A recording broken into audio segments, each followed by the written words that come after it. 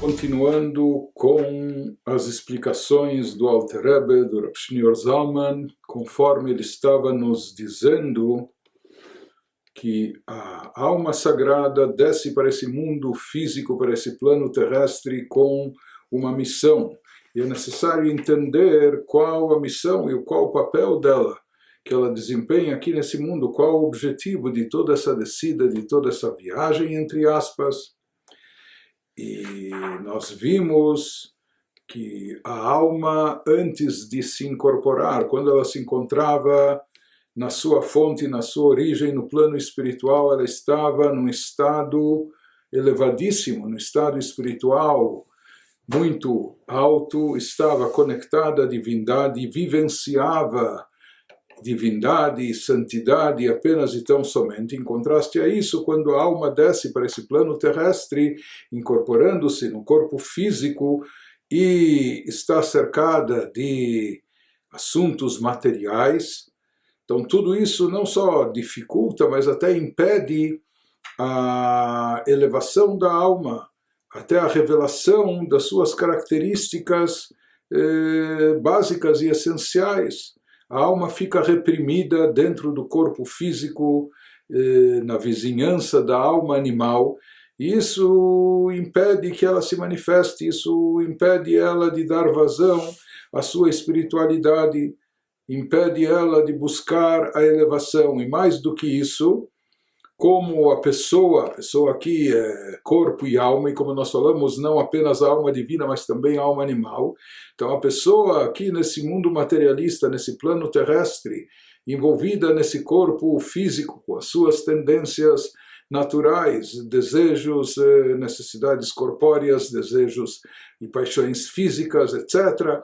Então isso acaba arrastando a alma junto consigo. O corpo leva a alma sagrada para... O corpo está imerso, o corpo, a alma animal, apenas na autossatisfação, apenas nas coisas físicas e materiais. Isso acaba arrastando junto consigo também a alma sagrada.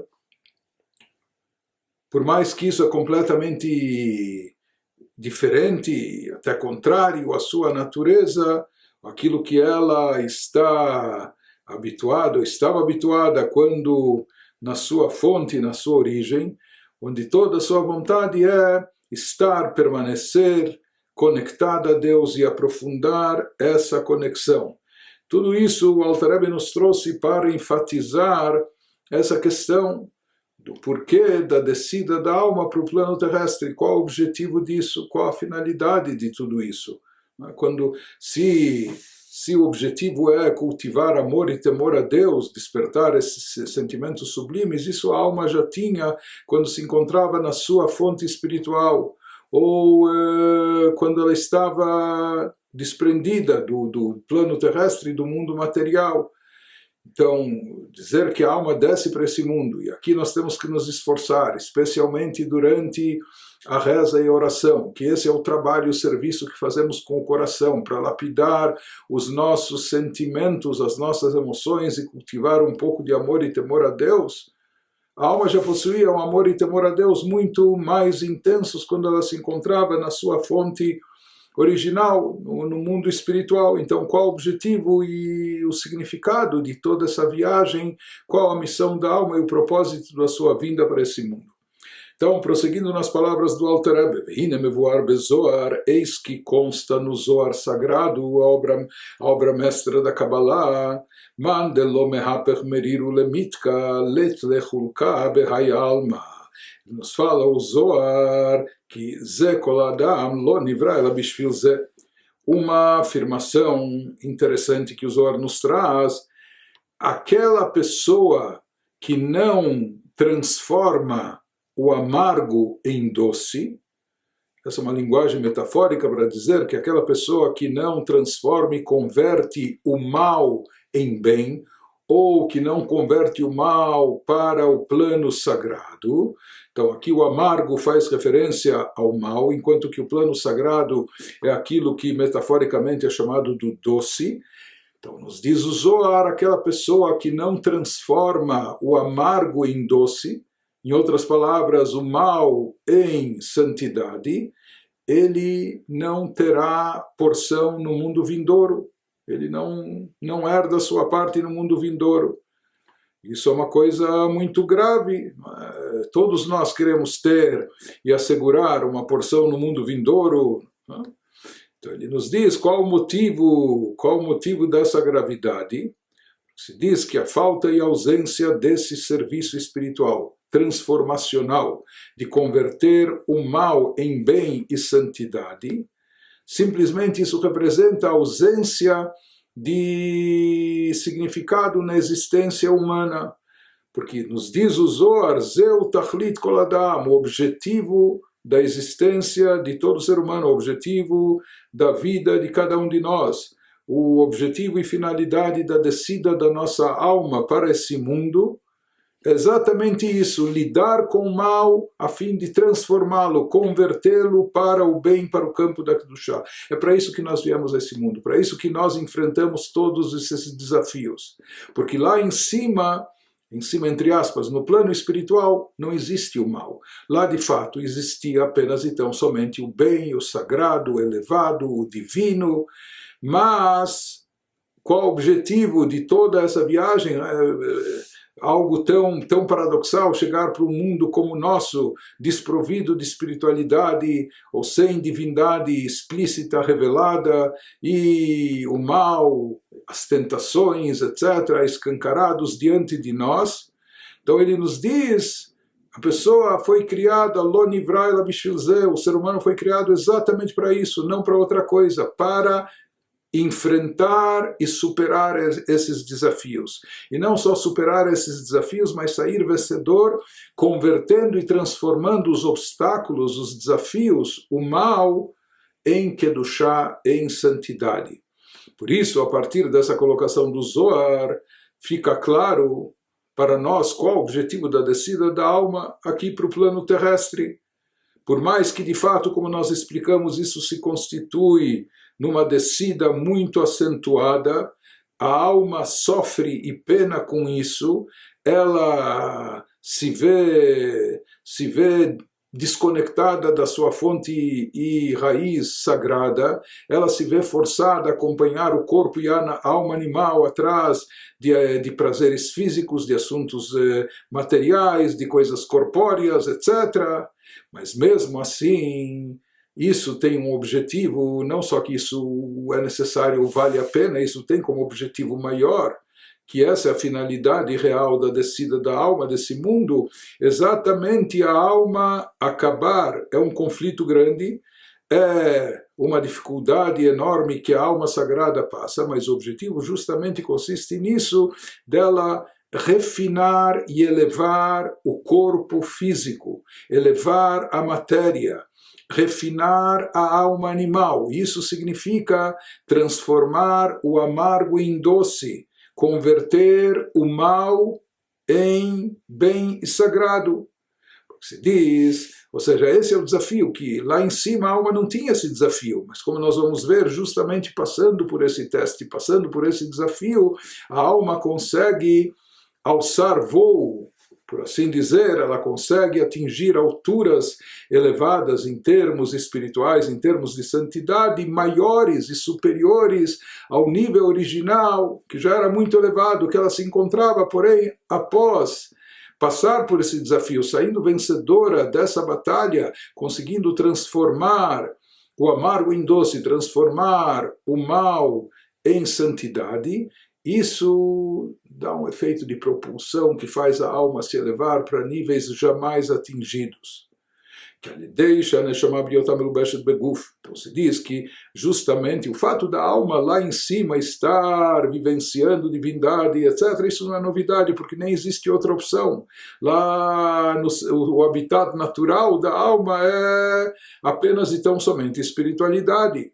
Porém, quando ocorre o que acontece aqui na nossa vida nesse mundo, quando a alma está aqui, envolta de num corpo físico, um corpo que atrai ela para coisas completamente distintas e contrárias da santidade, mas quando, apesar de todo esse assédio, apesar de toda essa tentação, apesar de toda essa pressão, a alma consegue manter a sua ligação com Deus. através de sentimentos de amor e temor a Deus. E com isso ela acaba envolvendo também, acaba contagiando também o próprio corpo físico e conduzindo a alma animal, que eles, por essência, não são coisas de Kedushá, de santidade, estão muito mais propensos para o mal, representam aqui o amargo. Mas a alma divina consegue preponderar e prevalecer sobre a alma animal e o corpo físico, transformando-os e convertendo-os para o campo da Kedushá, da santidade, transformando-os em doce, o amargo em doce. Então, nos diz o Alter Rebbe, seguindo a metáfora trazida pelo Zohar, e aquilo que nos afirma o Zohar, Lo nivra ela bishvil zeh, que o ser humano foi criado apenas para isso, essa é a finalidade, esse é o objetivo, ele não foi criado para outra coisa. Ou seja, a principal finalidade e objetivo da criação do ser humano e a razão da descida da alma para esse mundo é conseguir transformar o físico, o material, ou amargo e negativo, em Kedushá, em algo bom e sagrado. Isso que ele nos diz, interessante, que aqui ele nos fala, ele enfatiza, Sheikar atachlit biridat haneshama lemata ukedei lafoch meriru lemitka. De fato, o principal objetivo da descida da alma aqui para esse mundo não é em favor e benefício da própria alma, porque a alma já estava em bom lugar, e ela não precisaria passar por toda essa aventura de alto risco vindo para esse mundo, etc., correndo o risco de sucumbir no materialismo, no físico e etc., e não desempenhar a sua missão, que não é nada fácil aqui nesse plano terrestre. Mas ele nos diz que o objetivo da descida da alma não visa o benefício próprio da alma sagrada, porque, como dissemos, ela já estava em bom lugar, numa ótima condição, ligada à divindade, etc.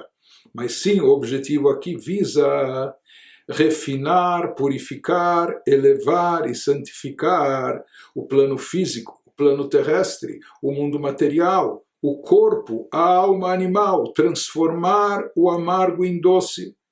Então, isso não visa a conexão ou vínculo da própria alma divina com a sua fonte, com a divindade, né? Mas sim elevar o que está ao seu redor, aquilo que é contrário à santidade, etc. No final, como nós vamos ver, a própria alma, sem dúvida, também sai beneficiada disso, a alma sagrada. Ela também acaba obtendo um nível de elevação muito alto. Mas aqui o objetivo não reside na própria alma, porque se fosse para a alma escolher, ela pode dizer, sabe o que, ela prefere ficar onde está, onde estava na sua origem, já num campo sagrado, sem correr no risco de chegar a esse mundo e não cumprir a missão, o papel. Mas, como nós sabemos que o objetivo divino na criação é possuir, revelar uma moradia para Deus, onde a essência de Deus esteja manifesta, revelada de forma explícita aqui nesse plano inferior. Então é para isso que a alma vem a esse mundo. E esse é o motivo que a alma atua nessas condições, né? E isso é o que se reflete também na hora da reza da oração. E aqui o Alter Rebbe começa a entrar numa questão da evolução da presença da reza, da oração, da liturgia no ritual judaico. Interessante que há mais de 2.500 anos atrás, na época do primeiro Beit HaMikdash, do primeiro templo sagrado construído pelo rei Salomão, naquela época não haviam rezas, haviam apenas oferendas, sacrifícios trazidos no templo, leitura do Shema, que é uma mitzvah à parte, como já explicamos, mesmo na época do segundo templo, 2.500 anos atrás para cá, os homens do chamado Grande Sinédrio, quando começaram a instituir a reza, originalmente a reza instituída por eles era apenas uma tefilá ktsará, uma reza muito concisa, muito curta, muito rápida. Somente depois da destruição dos dois Beit HaMikdash, quando saímos para o exílio, cerca de 2000 anos atrás, na diáspora, etc., na ausência do Beit HaMikdash, então foram sendo instituídas partes adicionais da reza, até a reza ser incorporada no Sidur, no livro de orações, da forma que ela se encontra hoje em dia.